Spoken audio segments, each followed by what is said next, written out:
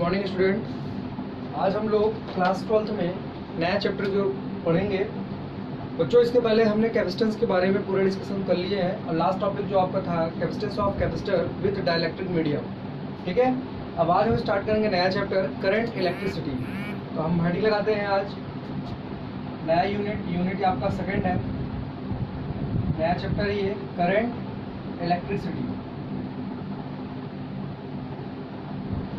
ठीक है बच्चों, इस टॉपिक में हम करंट के बारे में डिस्कस करेंगे, करंट क्या होता है, और उसके बाद हम डिस्कस करेंगे करंट डेंसिटी। तो आज के वीडियो में दो टॉपिक हम पढ़ेंगे, करंट और करंट डेंसिटी क्या होती है। तो आइए देखते हैं। सबसे पहले इस टॉपिक में ये आपका यूनिट नंबर सेकंड है, यूनिट सेकंड, और आपका चैप्टर नंबर 6 है। ठीक है, आपकी बुक के अकॉर्डिंग। तो यहाँ देखिए यूनिट सेकंड, सबसे पहले हेडिंग हमारी क्या है, करंट। बच्चों करंट आप लोगों ने 10th क्लास में भी पढ़ा है। करंट कैसे डिफाइन करते हैं, देखिए करंट की डेफिनेशन होती है, it is defined as the rate of flow of charge in a conductor. देखिए ये बेसिकली क्या होता है, rate of flow of charge, मतलब किस रेट से आपका, जिस रेट से आपका पर्टिकुलर टाइम इंटरवल में जितना चार्ज फ्लो कर जाए वही क्या कहलाएगा, इलेक्ट्रिक करंट कहलाता है। तो बच्चों यहाँ पे इसके लिए आपने जो 10th में फार्मूला पढ़ा वो था I इज इक्वल टू आपने पढ़ा था Q बाई टी बच्चों। लेकिन अब यहाँ पे जो आपको देखना है 12th क्लास में, ये Q बाई टी नहीं, इसने क्या बोला, रेट ऑफ फ्लो। बेसिकली ध्यान रखिएगा, रेट ऑफ फ्लो बहुत ही बड़ी मीनिंग इसकी होती है। रेट ऑफ फ्लो मतलब ये है एक पर्टिकुलर टाइम इंटरवल में, जैसे 1 सेकंड में 10 कूलम चार्ज फ्लो किया जाए तो उसके करंट की वैल्यू कितनी आ जाएगी, 10 एम्पियर। ये बात ध्यान रखिएगा, रेट ऑफ फ्लो बहुत बड़ी चीज़ है यहाँ की इसके लिए। अब देखिए इसको लिखते कैसे हैं, जैसे हम बात करें आई एवरेज की, एवरेज करंट की जो हम बात करते हैं उसको लिखते हैं delta Q by delta T. ठीक है, अब इसी को ये एवरेज निकालने का तरीका हो गया, और ये करंट जो आपने 10th में फार्मूले पढ़े। अब यहाँ के इसके बाद अगर हम बोलते हैं इंस्टेंटेनियस वैल्यू ऑफ करंट, मतलब किसी पर्टिकुलर इंस्टेंट ऑफ टाइम में अगर आपको करंट निकालना हो तो आप किस तरह से इसको फार्मूला बनाते हैं। आपको मैंने बताया था किसी पर्टिकुलर इंस्टेंट के लिए, एट एनी इंस्टेंट आई की वैल्यू क्या हो जाएगी, I is equal to instantaneous value जिसको बोलते हैं, या instantaneous value of current at any instant I is equal to क्या फार्मूला आ जाएगा, आप लिखेंगे limit delta T tendings to 0, मतलब आपका टाइम क्या हो जाए, बहुत छोटा, तो यहाँ लिखेंगे delta Q by delta T. ये ध्यान रखिए बच्चों, delta Q by delta T. ये होती है इंस्टेंटेनियस करंट। कौन सी करंट, इंस्टेंटेनियस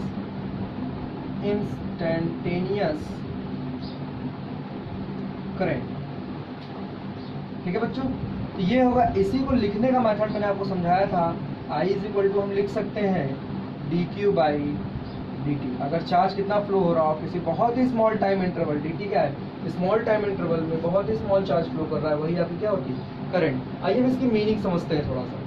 देखिए यहाँ पे जो रेट ऑफ फ्लो लिखा जाता है, अगर मान लीजिए किसी particular T equal to 2 second पर, बहुत ही छोटा टाइम मान लेते हैं 2 सेकंड हो रहा, और जो आपका चार्ज फ्लो हो रहा हो इस 2 सेकंड में अगर हम मान लें 10 कूलम चार्ज फ्लो कर रहा है, तो यहाँ देखिए आई की वैल्यू कितनी आ जाएगी, आपकी आएगी 10/2।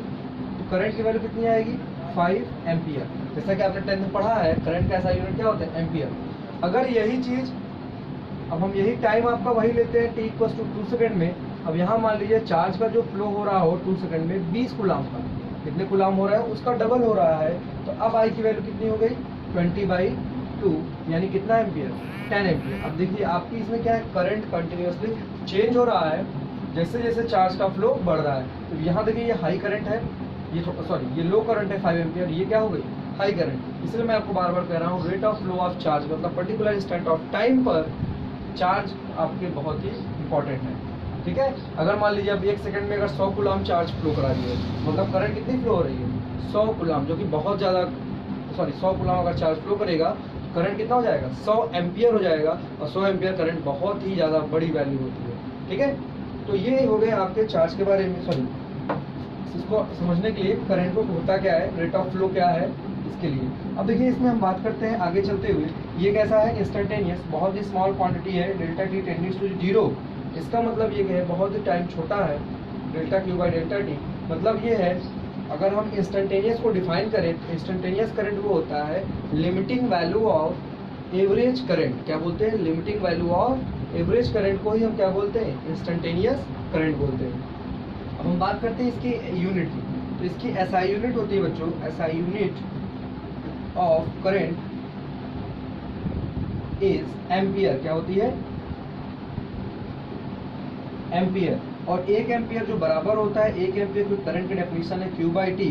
तो चार्ज यहाँ पे हो जाएगा, चार्ज की यूनिट होती है कूलाम और टाइम की होती है सेकेंड। तो हम लिख सकते हैं 1 ampere must be equals to 1 coulomb per second. ठीक है, ये ध्यान रखिएगा, एक एम्पियर का मतलब है 1 कूलाम चार्ज 1 सेकंड में फ्लो करे। ठीक है, तो उसको हम क्या बोलेंगे, 1 एम्पियर करंट। अब हम आगे चलते हुए इस पे और डिस्कस करते हैं ये कैसी क्वांटिटी है। तो बच्चों एक बात ध्यान रखिएगा, आपने क्वांटिटी अभी तक 2 ही तरह की पढ़ी है, एक आपका था स्केलर, दूसरा वेक्टर। अब ये जो है करंट, अगर सही मामले में इसको बोला जाता है current is a tensor quantity. कैसी क्वांटिटी बच्चों, टेंसर क्वांटिटी होती है, यहाँ लिखेंगे टेंसर क्वांटिटी। करंट कैसी क्वांटिटी है, टेंसर क्वांटिटी। हाँ ये है, अगर मान लीजिए आपने अगर ऑब्जेक्टिव क्वेश्चन देखा उसमें टेंसर नहीं लिखा हुआ है, कैसे नहीं लिखा है, टेंसर नहीं लिखा हुआ है, तो आप क्या बोलेंगे, स्केलर। कब, जब आपका टेंसर ऑप्शन में नहीं होता। लेकिन दूसरी चीज ये भी ध्यान रखिए, टेंसर क्वांटिटी होती क्या है, टेंसर क्वांटिटी वो क्वांटिटी है बच्चों जो कि डायरेक्शन मैटर करती है लेकिन वेक्टर लॉ को फॉलो नहीं करता। अब आपको याद हो तो वेक्टर क्वांटिटी क्या थी, वेक्टर में 2 चीजें थी, एक तो डायरेक्शन भी था, दूसरा डायरेक्शन मैटर करता था इसमें, मैग्नीट्यूड तो था ही,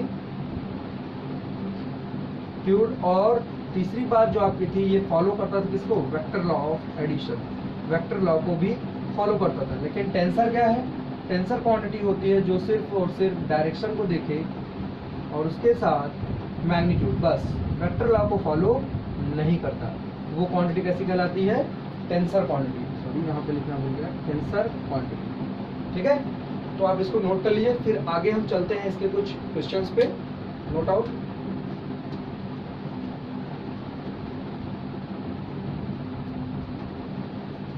आई होप बच्चों आप लोगों ने ये सब नोट कर लिया होगा। फिर से मैं आपको बता दे रहा हूँ, करंट कैसी क्वांटिटी होती है, टेंसर क्वांटिटी। तो आइए समझते हैं टेंसर क्वांटिटी कैसे हम समझते हैं। मान लीजिए आपके पास ये वायर है, इसमें करंट फ्लो हो रही है 4 एम्पियर की। आगे चलते हैं, इसको इस तरह से डिवाइड कर लेते हैं। ठीक है, अगर मान लीजिए यहाँ पे भी आप करंट कितनी है, 3 एम्पियर। ठीक, और एक करंट की डायरेक्शन मैंने इधर लिख ली, ये मान लीजिए 7 एम्पियर है। कितना है, 7 एम्पियर। ठीक, और 7 नहीं, यहाँ लिख लेते हैं कुछ अलग वैल्यू, 2 एम्पियर करंट फ्लो हो रहा है। अब आपसे मैं पूछ लूँ यहाँ पर कितना करंट फ्लो करेगा। तो बच्चों देखिए यहाँ डायरेक्शन मैटर करती है, क्योंकि यहाँ पे आपसे पूछा ये आई की वैल्यू कितनी है। आप क्या करेंगे, देखिए ये पॉइंट जंक्शन पॉइंट आप मानते हैं। जंक्शन मतलब जैसे आप पढ़ते हैं जंक्शन जहाँ पे 2 से ज़्यादा प्लेटफॉर्म आपको दिखाई पड़ते हैं। तो ये देखिए ये क्या है, 1 प्लेटफॉर्म 2 3 हो गए। तो यहाँ पे देखिए इस पॉइंट पे 4 एम्पियर करंट इधर आ रहा है और इसके अपोजिट ये इधर जा रहा है। तो यहाँ पे कितना हो जाएगा, ये अगर पॉजिटिव मानेंगे 4, ये इधर आएगा -2 हो जाएगा, साइन चेंज हो जाएगा, तो अपोजिट डायरेक्शन है। अच्छा ये देखिए दोनों की डायरेक्शन सेम है, तो आप यहाँ क्या लिखेंगे, इस जंक्शन पॉइंट पे समीशन ऑफ करंट, जो जंक्शन पॉइंट होता है बच्चों वहाँ पे टोटल करंट कितनी होती है, 0। तो यहाँ पे लिखेंगे +3 प्लस I इक्वल टू 0। तो यहाँ देखिए कितना आ जाएगा, 4 - 2 आ जाएगा 1 + 3 प्लस I इक्वल टू 0। ये सब आपको किरचॉफ लॉ में जरूरत पड़ेगी। तो आपका देखिए ये डायरेक्शन है, तो यहाँ पे I इक्वल टू कितनी वैल्यू आएगी, -4। बस ये डायरेक्शन का है, अगर ये वैल्यू सेटिस्फाई करेगी तो आप इस तरह का एरो नहीं बनाएंगे इसमें। यहाँ करंट कैसे फ्लो करेगी, यहाँ पे किसी जंक्शन पॉइंट की अगर हम बात करते हैं तो देखिए ये आपको आई होप अगर समझ में आया, ठीक है, नहीं तो मैं इसको किरचॉफ लॉ में आपको अच्छे से फिर समझा दूंगा। अगर ये कंडीशन कब है, जब जंक्शन पॉइंट पे होता है करंट की वैल्यू 0, तो I की वैल्यू कितना होना चाहिए, -4 एम्पियर होना चाहिए। देखिए आपको दूसरा तरीका एग्जाम्पल बताते हैं जो कि थोड़ा इससे आसान हो। तो देखिए दूसरा एग्जाम्पल है, मान लीजिए आपकी ये पाथ है 2, अब यहाँ पे करंट सपोज मान लीजिए ये 3 एम्पियर करंट है और ये कितना है करंट, हम मान लेते हैं 5 एम्पियर करंट है। ठीक है बच्चों, समझ आ रहा है। अब देखिए यहाँ पे अगर मान लीजिए 3 है, ये 5 है, हमने बोला यहाँ करंट कितनी फ्लो करती हुई आ रही है। ठीक है, अब देखिए, अब आप जान रहे हैं यहाँ पे जो करंट पास आउट हो रही है इसी को 2 पार्ट में डिवाइड किया, तो आप क्या लिखेंगे, आई की वैल्यू क्या आ जाएगी, I is equal to 3 ampere एक इधर जा रहा है प्लस 5 एम्पियर इधर आ रहा है, तो आप क्या लिखोगे, आई की वैल्यू कितनी होगी 8 ampere.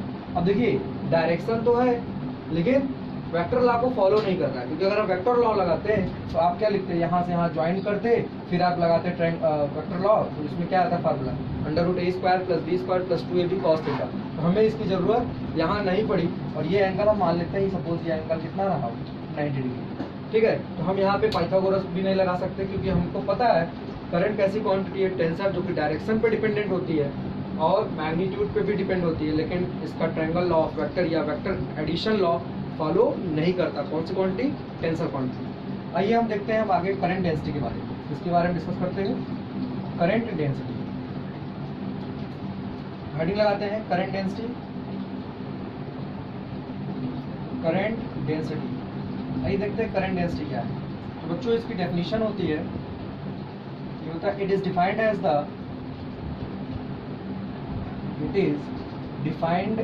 The current flowing in a conductor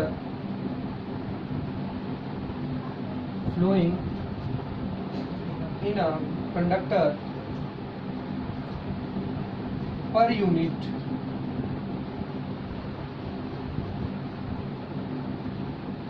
perpendicular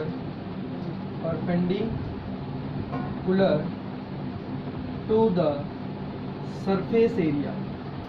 कैसा बच्चों, सरफेस एरिया। करंट डेंसिटी का जो सिंबल होता है वो जे से होता है। ठीक है, यानी इसको हम लिखेंगे, क्या लिख सकते हैं, J = I/A। कौन सा, ये परपेंडिकुलर। फॉर एग्जांपल मान लीजिए हमारे पास कोई एक कंडक्टर है, ये हमारा क्या है, एक कंडक्टर है, इसमें जो करंट फ्लो हो रही है वो इस डायरेक्शन में I फ्लो कर रही है। अब मान लेते हैं यहाँ पे कोई एक सरफेस हम डिसाइड कर लेते हैं, जिससे कि सपोज हम ये सरफेस लेते हैं, ऐसे सरफेस इस तरह से लेते हैं, तो यहाँ पे जो करंट यहाँ से पास आउट हुई इस सरफेस से, इसका एरिया वेक्टर क्या है, ये इधर डायरेक्शन में है। तो ये करंट और एरिया, ये सरफेस से कैसा है, करंट जो पास कर रहा है इस सरफेस से कैसा होगा, परपेंडिकुलर। कैसे, देखिए अगर आप ये सरफेस आप इस तरह बनाते हैं तो करंट जो पास कर रही है आई, ये क्या है, जो करंट क्या लिखा है आपने, per unit perpendicular to the surface area. तो कैसी है ये, perpendicular to the surface area है, और इसका एरिया जो आपका है, देखिए करंट भी पास कर रही है इधर, तो इसका एरिया वेक्टर इसके कैसा है, सरफेस से परपेंडिकुलर।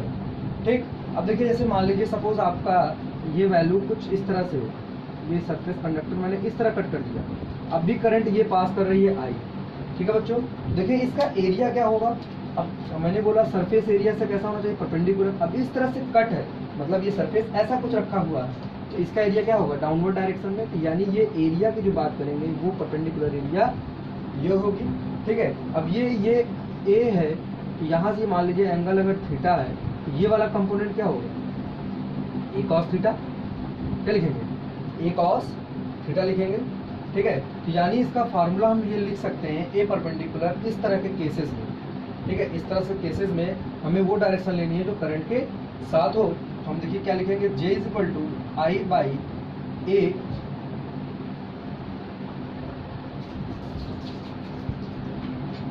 अब इसका एरिया जो निकालेंगे बच्चों, एरिया तो वेक्टर क्वांटिटी होती है, डायरेक्शन ये है, तो इसका कंपोनेंट जो लेंगे वो कंपोनेंट कौन सा, ये लेंगे ए कॉस थीटा। तो ए कॉस थीटा कंपोनेंट लेंगे तो क्या आएगा, एक बार थोड़ा सा इसको सही कर लेते हैं।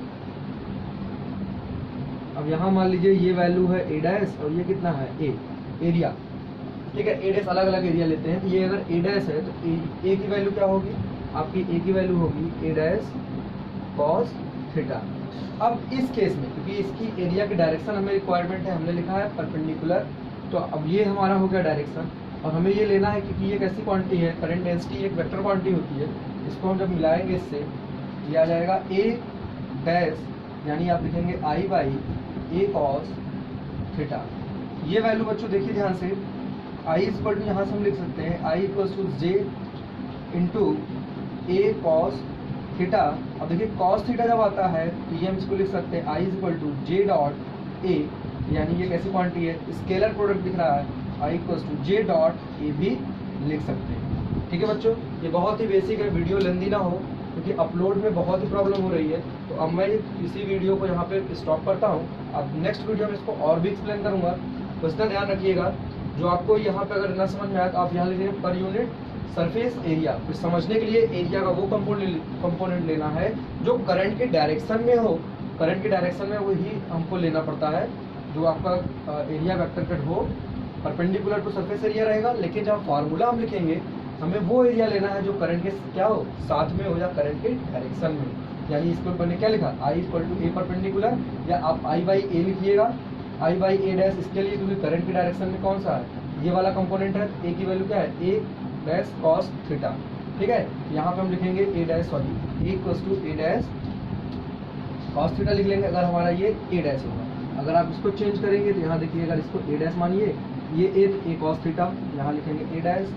अब हमारा ये क्या हो गया, सही हो गया। तो यहाँ पे हम लिखेंगे J dot A cos theta I equal to J dot A. ये है आपका करंट डेंसिटी। अब इसकी यूनिट की बात कर लेते हैं, एसआई यूनिट। एसआई यूनिट देखिए आपने लिखा फार्मूला, जे का फार्मूला क्या लिखा, करंट अपॉन एरिया, यानी करंट की यूनिट हो गई एम्पियर और एरिया हो गया, एरिया जो आप लिखते हैं एरिया हो गया मीटर स्क्वायर। ठीक है, तो अब आपको आज की वीडियो में इतना ही। नेक्स्ट वीडियो में मैं आपको इसी पे और डिस्कस करूंगा कि वीडियो लेंदी हो जाते हैं तो अपलोडिंग में प्रॉब्लम आती है। ठीक, अब आज के लिए इतना ही, थैंक यू।